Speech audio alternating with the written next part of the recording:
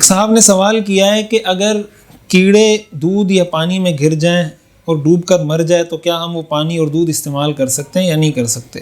تو ایسی کوئی بھی چیز جس میں بہتا ہوا خون نہیں ہوتا، جیسے مکھی ہے، مچھر ہے، کیڑے مکوڑے ہیں، کھٹمل ہے، جو اس طرح کی چیزیں جن میں بہتا ہوا خون نہیں ہوتا، تو اگر وہ پانی میں یا دودھ میں گر کر مر جاتی ہیں تو اس سے وہ پانی بھی ناپاک نہیں ہوتا، وہ دودھ بھی ناپاک نہیں ہوتا، وہ کھانا بھی ناپاک نہیں ہوتا.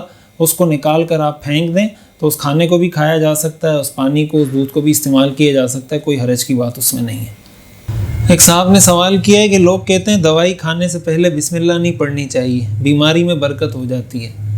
تو بسم اللہ سے برکت تو آتی ہے، لیکن برائیوں میں اور بیماریوں میں برکت نہیں آتی. برکت تو نام ہی خیر کا ہے، اور ظاہر ہے بیماری سے تو پناہ مانگی گئی ہے. حدیث میں حضور علیہ الصلاۃ والسلام نے بیماریوں سے پناہ مانگی.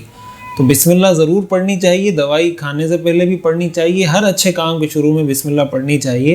اس کا فائدہ یہ ہوگا کہ انشاءاللہ اللہ تعالیٰ اس دوائی میں اثر ڈالیں گے اور اس دوائی کے ذریعے اللہ تعالیٰ آپ کو شفا عطا فرمائیں گے. تو دوائی سے پہلے بھی پڑھنی چاہیے. کوئی بھی نیک کام کریں یا کوئی بھی اچھا کام کریں، کھانا کھائیں، پانی پئیں، کوئی نیک کام کا آغاز کرنے لگیں تو اس کے شروع میں بسم اللہ پڑھنی چاہیے. حدیث شریف میں آتا ہے جس اچھے کام کے شروع میں بسم اللہ نہ پڑھی جائے تو وہ کام ادھورا رہتا ہے.